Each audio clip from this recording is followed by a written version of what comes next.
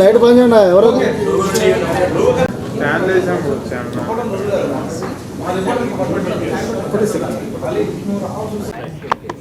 తెలుగులో చెప్పేసి. నా పేరు వెంకటరమణమూర్తి. నేను ఒక స్టోరీ టెల్లర్, అంటే బుక్స్ రాస్తాను, ప్లస్ నాకు బిజినెస్ ఉంది, బిజినెస్ చేస్తాను, ప్లస్ కోచింగ్ చేస్తాను లీడర్షిప్ గురించి.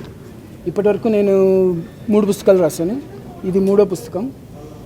ఈ పుస్తకం పేరు AI driven leadership, leading with dharma in the age of AI. అంటే మన చుట్టూ అన్ని మెషిన్స్ అవుతున్నప్పుడు మనము మన స్వధర్మాన్ని దాన్ని కోల్పోకుండా, మెషిన్స్కి అమ్ముడుపోకుండా, మన ధర్మం ఏదైతే ఉందో, మన ధర్మం అంటే అసలు ధర్మ అంటే ఏంటి? ధర్మ అంటే ఉట్టి నాకొక్కటి బెనిఫిట్ కాదు, నాకు ఎదుటివానికి ఇద్దరికి బెనిఫిట్ ఉండాలి. అంటే ఏదైనా నేను ఒక యాక్షన్ చేస్తే నా యాక్షన్ నాకొక్కటే కాదు, మిగతా వాళ్ళకు కూడా ఈక్వల్గా బెనిఫిట్ ఉంటేనే అదే ధర్మం.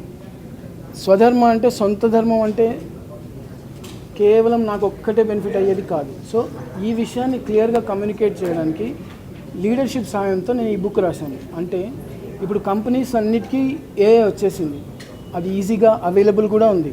సో ఎవరైనా ఏమైనా క్రియేట్ చేయొచ్చు. మీకు కోడింగ్ వచ్చినా, టెక్నాలజీ తెలిసినా తెలియకున్నా ఒక యాప్ని 30 సెకండ్స్లో క్రియేట్ చేయొచ్చు.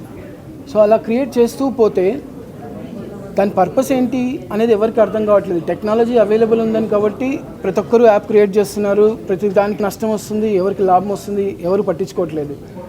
ప్లస్ మోస్ట్ ఇంపార్టెంట్ ఏంటంటే ఈ AI అనేది ఒక టూల్, ఒక మిర్రర్, మనకు అద్దం పడుతుంది అంతే.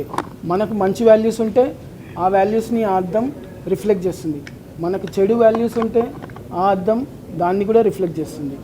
సో ఎప్పుడైతే మనం మారుతామో, మన ధర్మాన్ని మనం పాటిస్తామో, అప్పుడు ఏ కూడా తన ధర్మాన్ని పాటిస్తుంది. లేదు మనం ఉత్తి డబ్బుల కోసమో లేదంటే యాప్స్ క్రియేట్ చేసుకొని దాన్ని మిగతా వాళ్ళని తప్పుదారి పట్టిస్తే ఆ ఏ దాన్ని మళ్ళీ రిఫ్లెక్ట్ చేస్తుంది. సో ఇప్పుడు అందరూ అనుకుంటున్నారు ఏ వస్తుంది, అందరికీ జాబ్స్ పోతాయి అని. ఇప్పుడు అలాంటి ఆలోచనతో నువ్వు ఏ క్రియేట్ చేస్తే ఏ ఎగ్జాక్ట్గా అదే చేస్తుంది. కానీ ఏ అనేది ఒక టూల్ మట్టుకే. సో ఒక టూల్, ఫర్ ఎగ్జాంపుల్ కత్తి అనుకుందాం, ఒక కత్తి కోతి చేతికి ఇస్తే ఏమవుతుంది? అది తనను తాను గాయపరుచుకుంటుంది, ఇతటి వాళ్ళని కూడా గాయపరుస్తుంది. సో ఏ అలాంటిది. కాబట్టి ఆ టూల్ని, ఆ పవర్ఫుల్ టూల్ని చేసుకోవాలి అంటే మనం మన స్వధర్మాన్ని పాటించాలి అనేదే ఈ బుక్. ఈ బుక్లో ఈ పంచశీల ప్రిన్సిపల్స్ అనేది ఎక్స్ప్లెయిన్ చేశాను అనమాట.